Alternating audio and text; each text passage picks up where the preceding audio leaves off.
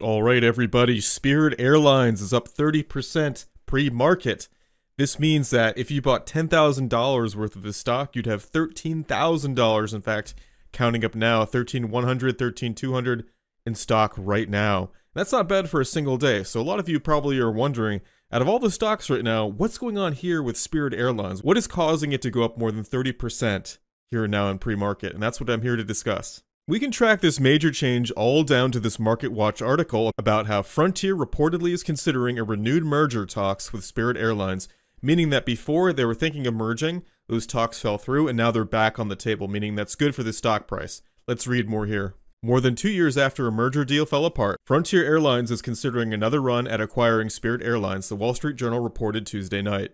According to the Journal, Spirit is negotiating potential bankruptcy terms with its bondholders and has been seeking options to restructure its balance sheet. Citing sources familiar with the matter, the Journal said a merger deal, if it happens, would likely come as part of Spirit's debt restructuring under a bankruptcy filing. The Journal added that discussions are in their early stages and it's possible no deal will be made. Spokespeople for Frontier and Spirit declined to comment Tuesday night.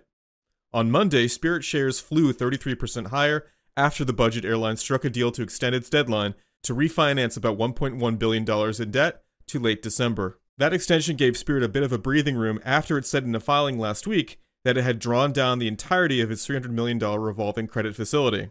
Frontier and Spirit terminated a merger agreement in July 2022 as Spirit sought a better deal from JetBlue Airways. That merger agreement was scuttled in March after running into regulatory opposition from the Justice Department, which said the merger would stifle competition. Spirit stock has plunged 87% so far this year. Shares of Frontier's parent company, Frontier Groups Holding Incorporated, are up about 23% year-to-date, compared to the S&P 500's 23% gain. So let's talk about some of the financial results here from Spirit Airlines themselves.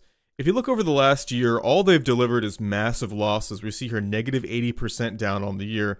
And if we go out to 2020, the situation gets even worse. It seems that they were doing fine before 2020, all things considered for an airline. But 2020, the coronavirus pandemic was just the death knell they've never fully recovered from. Going back to the last 5 years, that's negative 94%, falling from $50 down to $2. Then if we go to their financials, it's just a bleeding out disaster. Looking at their gross margins, that's the only positive thing here, with the rest being massively negative, meaning that this business fundamentally just is not making money at the basic level, the operating level, or even their profit margins. Now with that said, ignoring 2020, they have been able to grow their revenue, but then again, so have many other companies on the S&P 500, and that revenue seems to have stalled out ever since 2022, with only a mediocre 5.8% for 2023, and negative for this year 2024, looking at projections. The good news is that this stock is not diluted dramatically if we ignore 2020 and 2021 when people weren't traveling. Dilution's relatively low, but at the same time, when a stock does not dilute, usually what happens is that negative price pressure has to be taken out somewhere, and in this case has been taken out on the stock price, negative 87% for the past year. In some ways, investors might prefer if you dilute.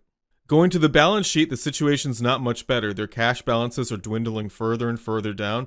If we look at their current liabilities, they owe $1.5 billion versus their current assets of only $1.4 billion, meaning that they're more than 100% covered by debt compared to their assets, meaning they don't have enough assets to take care of their current debts.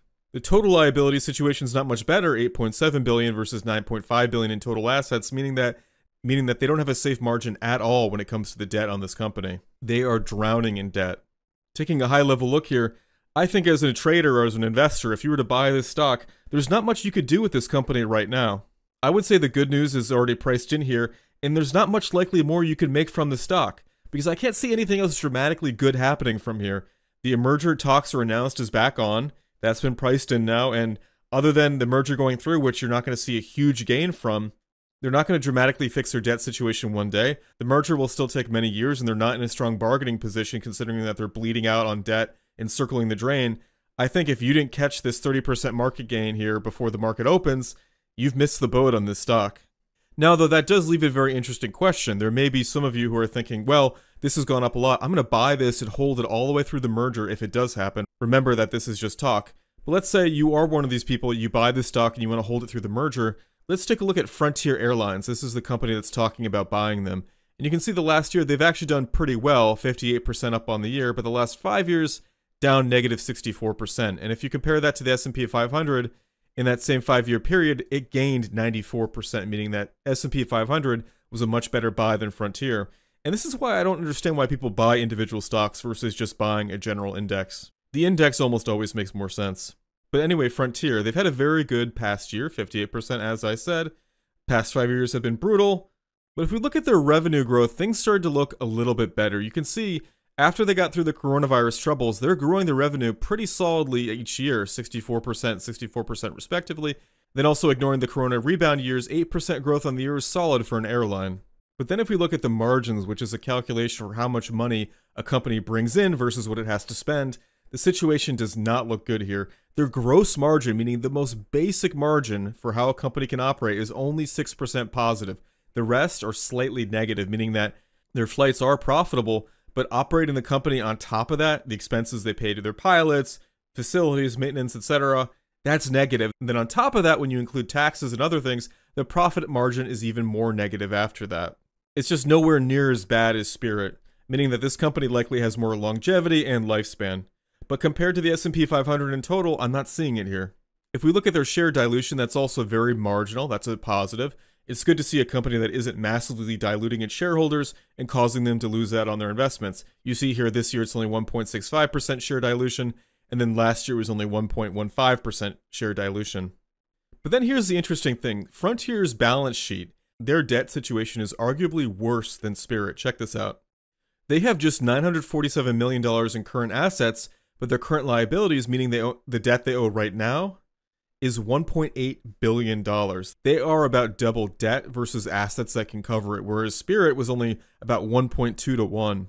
So there you go, Spirit Airlines. There was an exciting pre-market move there. Merger talks are in session, so if you're confused about that or curious why that stock was the top gainer in the pre-market this morning, that's your reason why. Merger talks are back on. This is one of those buy the rumor, sell the news situations.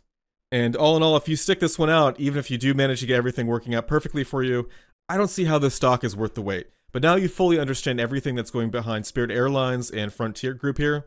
That's all for this video. Real quick, t.me/Eugene Chargrain. Check out there. Links down in the description for paid premium videos and also my Substack. That's all for now. See ya.